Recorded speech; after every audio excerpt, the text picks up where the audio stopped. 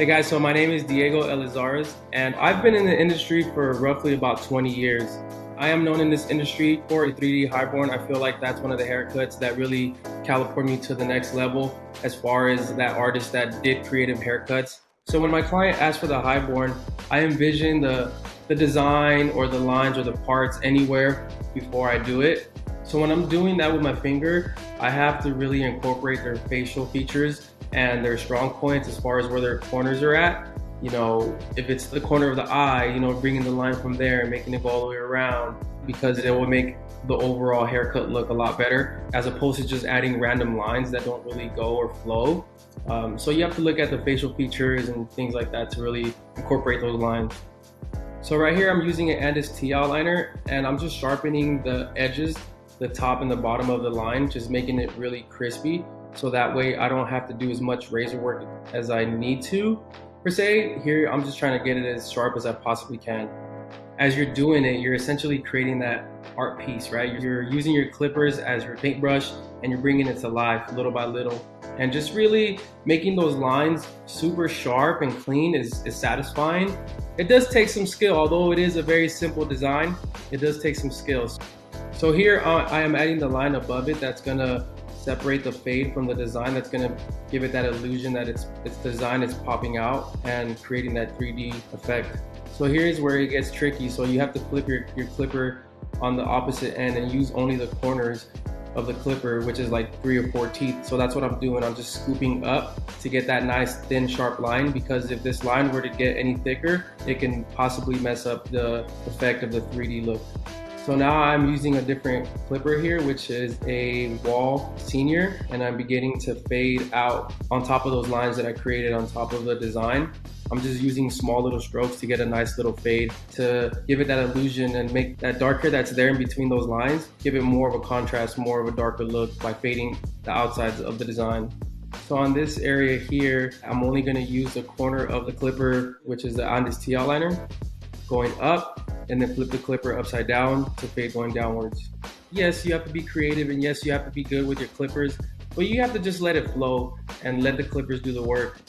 So in this clip here, I'm using the same T outliner clipper to slowly scrape downwards to create a soft blend, as soft as I possibly can. These trimmers are aggressive, and if you apply too much pressure, you will leave a demarcation line. So what I'm doing is I'm just scooping out softly around the design. If you can see here, it almost looks like it's starting to come to life, the design, right? So to get that 3D effect is very, very hard. But for me, I've been doing designs for such a long time that I can look at this piece in particular and say it's right around the middle of how hard things can get when it comes to designs and things like that.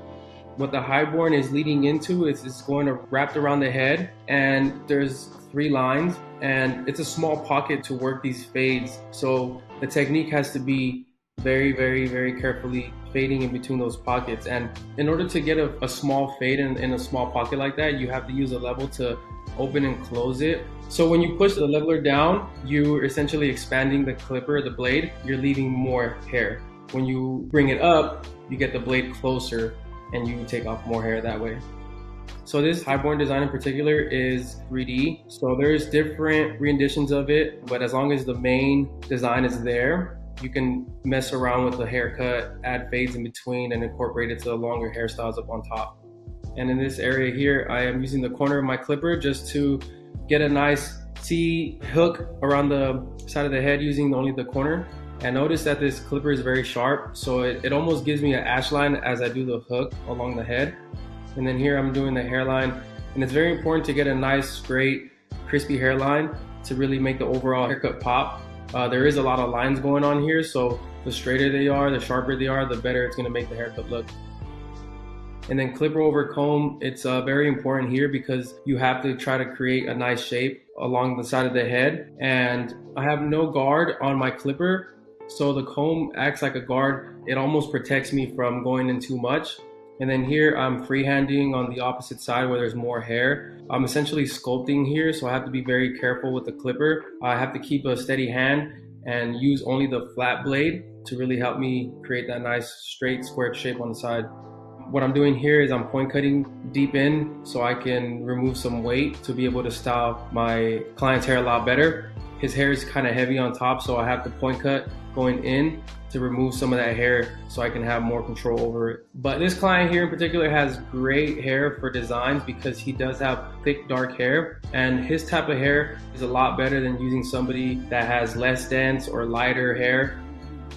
Now here with the straight edge razor, you have to be very careful. You have to be stretching out the skin in whatever areas you're gonna shave at with the razor, because you can cut somebody if you don't. And I'm using most of the blade here to create that nice straight line. I don't think I've had any client that didn't like their highborn design or any design. That for me is super satisfying because, you know, it's a lot of work to do a design like that, and then for them to be happy with the end result, it's the best.